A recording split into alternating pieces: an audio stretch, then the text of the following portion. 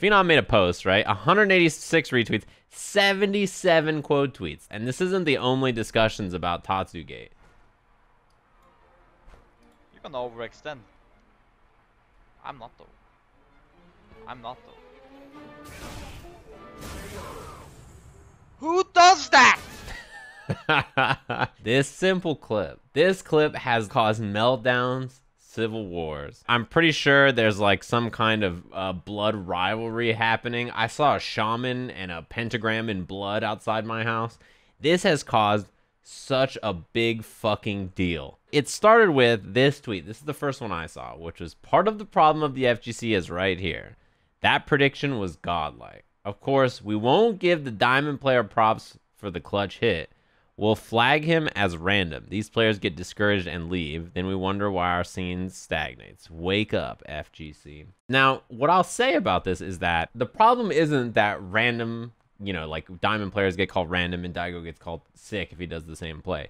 The problem is that no matter who does the play, you should evaluate whether the decision was correct. So in this case, there's a million ways to win this round that are not just do raw EX Tatsu. Even if you do something that works correctly, it might not be the best choice, or it might not be the right choice. If someone safe jumps you 10 times in a row, and they missed the timing on one of them, and you woke up DP every single time, even the time they missed the timing, waking up DP was not the right answer. A good example of this is when I play Guilty Gear and I fight against Venom, every time I get hit by close slash, the 3 hitting normal, I try not to burst. And if I do burst, and even if it works, I say, oh, that was bad, I shouldn't have done that. That was wrong. Because any of these hits of close slash, Venom can jump cancel and block the burst. It's free. Even if it works once, right? You can't let results-oriented thinking let you believe, oh, yeah, cool.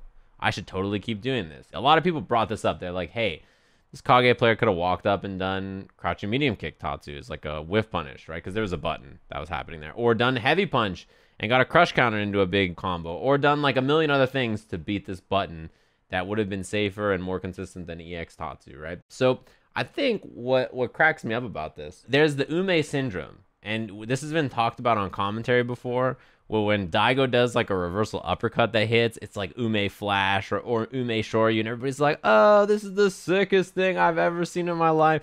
And then like Cool Kid wakes up with critical art against Tokido 3 times, and it hits 3 times, and everybody's like, so random. Oh man, can't believe how bad you are to win in that way, just doing wake up critical arts. Why don't we just call that the cool CA? Why is it gotta be only the Ume Shoryu? It's only smart when Daigo does it. It's just like a very weird way to measure the options. I think no matter who does it, you have to look at the option and see if it was a good choice or not. There's a lot of ways to solve an issue in fighting games, right? So when you consider decisions, there are choices that may work, but what you're looking for is not whether the choice worked, but whether the choice was the best decision a character could have made. How is the risk reward on it? Is there a better option that would have solved it that is less risky or didn't cost resources or was safer or long-term is more consistent, or there's like a million things to ask yourself here. Now, that's not to say, I know some people are like, oh, you can never make surprising or weird or strange choices. Like, of course not. But in this exact scenario, discussing that there are better choices, I think is important. And also, a worse decision might not even be one that's more or less risky. There could be a lot of decisions in there besides just raw risk reward. When it comes to like decisions like this, right, where you're on a pixel and your opponent has more life than you, a lot of the times you just have to assume your opponent is going to make a mistake, because if they don't make a mistake, you can't win, right? So they need to make some kind of mistake. You're just looking to capitalize on it when they do. In the same way that the player in the lead can just play safe and just assume the worst. They can just assume their opponent is going to do the riskiest or most dangerous thing. Yeah, I think that is interesting too, what Brian said about thinking like, what are the options that EX Tatsu beats that Heavy Punch does not, or vice versa. But I don't even think most people got even that far into this discussion. It was just more like, why are you guys so mean to, you know, diamond players and not top players? I agree. We should be mean to all players, especially top players. It looks like a fuck it, I'm going to do it. You know, I think everybody has a bit of fuck it, I'm going to do it in their body, right? Even the best players in the world make decisions that are instinctual sometimes. They just lean in and do something that's like really risky. And I think that's fine, but it's also worth talking about the fact that, you know, it might not be the correct decision. It probably isn't. I think understanding that things can work while also not being correct is such a mid-level fighting game idea that people get stuck on. Once you get really good, you stop caring about that as much, right? You're like, yeah, I mean, you know, it worked, but it's not the right choice, right? Even, it doesn't matter if they're the best player in the world. The best player in the world makes mistakes, and they do things that are unoptimal, whether it be combos or neutral choices or the way they're playing a matchup or whatever it is. Even if Phenom did this to the another Karen player instead, you would still be like, man, why did he EX Tatsu there? You'd be like, why didn't he just hit Heavy Punch or hit this or try that? Like, he has like a million other ways to win in that scenario that are not so risky. Why didn't he try something else? You should hear what it's like at a tournament when a match happens.